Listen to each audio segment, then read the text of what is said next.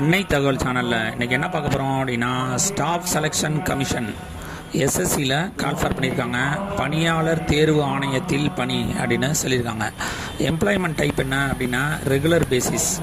மொத்தம் எத்தனை posting call for பண்ணியிருக்காங்க அப்படின்னா 1075 போஸ்டிங்க்கு கால்ஃபார் பண்ணியிருக்காங்க. என்னென்ன போஸ்டிங் அப்படின்னா மல்டி டாஸ்கிங், நான் டெக்னிக்கல் மற்றும் staff and Havaldar CBIC and CBN examination 2025 post அப்படின்னு சொல்லியிருக்காங்க. பிளேஸ் ஆஃப் போஸ்டிங் எங்கே அப்படின்னா ஆல் ஓவர் இந்தியா அப்படின்னு சொல்லியிருக்காங்க. First MTS vacancy being collected, அதாவது 10வது அல்லது 10வதுக்கு இணையான படிப்பு முடித்தவங்க இதுக்கு விண்ணப்பிக்கலாம் அப்படின்னு சொல்லியிருக்காங்க. வயது வரம்பு 18லேருந்து 25 வயசு இருக்கிறவங்க இதுக்கு விண்ணப்பிக்கலாம் அப்படின்னு சொல்லியிருக்காங்க. அதாவது கேண்டிடேட்டோட டேட் ஆஃப் பர்த்து 2/8/2000க்கு முன்னாடியோ அல்லது 1/8/2007க்கு பின்னாடியோ இருக்கக்கூடாது. இந்த பிட்வீன் கேப்பில் பிறந்தவங்க விண்ணப்பிக்கலாம் அப்படின்னு சொல்லியிருக்காங்க. Second Havaldar in CBIC and CBN 1075 posting call for பண்ணியிருக்காங்க. இதுவும் 10வது அல்லது 10வதுக்கு இணையான படிப்பு முடித்தவங்க இதுக்கு விண்ணப்பிக்கலாம் அப்படின்னு சொல்லியிருக்காங்க. வயது வரம்பு 18லேருந்து 27 வயசு இருக்கிறவங்க வரலும் இதுக்கு விண்ணப்பிக்கலாம் அப்படின்னு சொல்லியிருக்காங்க.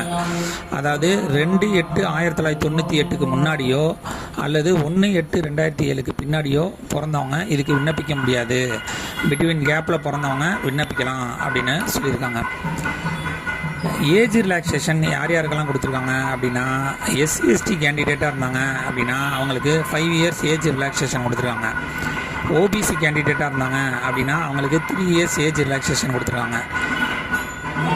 ஃபிசிக்கலி சேலஞ்சு கேண்டிடேட்டாக இருந்தாங்க அப்படின்னா அவங்களுக்கு ஜென்ரல் மற்றும் எக்கனாமிக் வீக்கர் செக்ஷனுக்கு 10 வருஷம் ஏஜ் ரிலாக்ஸேஷன் கொடுத்துருக்காங்க. இதுவே ஃபிசிக்கலி சேலஞ்சரு எஸ்சி/எஸ்டி கேண்டிடேட்டாக இருந்தாங்க அப்படின்னா அவங்களுக்கு 15 வருஷம் ஏஜ் ரிலாக்ஸேஷன் கொடுத்துருக்காங்க.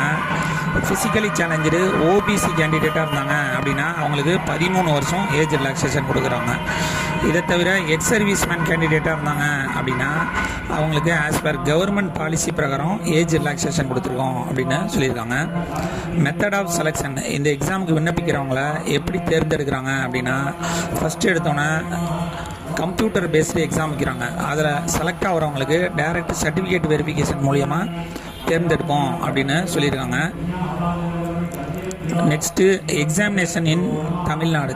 தமிழ்நாட்டில் எங்கெங்கெல்லாம் எக்ஸாம் கண்டக்ட் பண்ணியிருக்காங்க அப்படின்னா சென்னை, கோயம்புத்தூர், மதுரை, சேலம், திருச்சிராப்பள்ளி, திருநெல்வேலி, வெள்ளூர் மற்றும் கிருஷ்ணகிரி அப்படின்னு சொல்லியிருக்காங்க. ஆன்லைன் மூலியமாக மட்டும்தான் இந்த எக்ஸாமுக்கு விண்ணப்பிக்க முடியும். அந்த ஆன்லைன் எக்ஸாமினேஷன் ஃபீஸ் என்ன அப்படின்னா பெண்கள், எஸ்டி/எஸ்சி, எக்ஸ் சர்வீஸ்மேன், ஃபிசிக்கலி சேலஞ்சர் கேண்டிடேட்டாக இருந்தாங்க அப்படின்னா அவங்களுக்கு ஆன்லைன் எக்ஸாமினேஷன் ஃபீஸுங்கிறது கிடையாது. இதுவே அதர் கேண்டிடேட்டாக இருந்தாங்க அப்படின்னா அவங்களுக்கு ஆன்லைன் எக்ஸாமினேஷன் ஃபீஸு 100 அப்படின்னு சொல்லியிருக்காங்க. பேமெண்ட் மோடு ஆன்லைனில் அப்ளை பண்ணுறீங்க.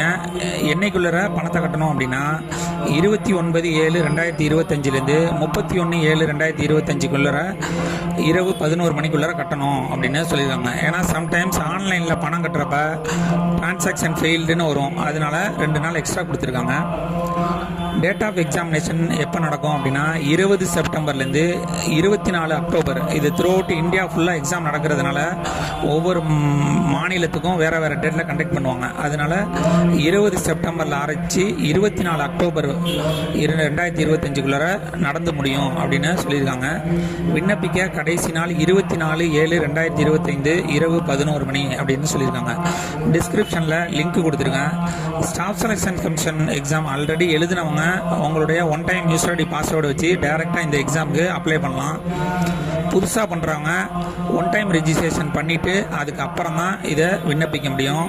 லாஸ்ட் எக்ஸாம்லேருந்து என்ன பண்ணியிருக்காங்க அப்படின்னா ஆன்லைன் மூலமாக விண்ணப்பிக்கிறப்ப கடைசி காலத்தில் உங்களுடைய செல்ஃபி ஃபோட்டோ எடுத்து அப்லோட் பண்ண சொல்லியிருக்காங்க. அதனால் கேண்டிடேட்டு டைரெக்டாக போய் தான் இந்த எக்ஸாமுக்கு விண்ணப்பிக்க முடியும். இல்லை வீட்டில் இருந்தீங்கனாலும்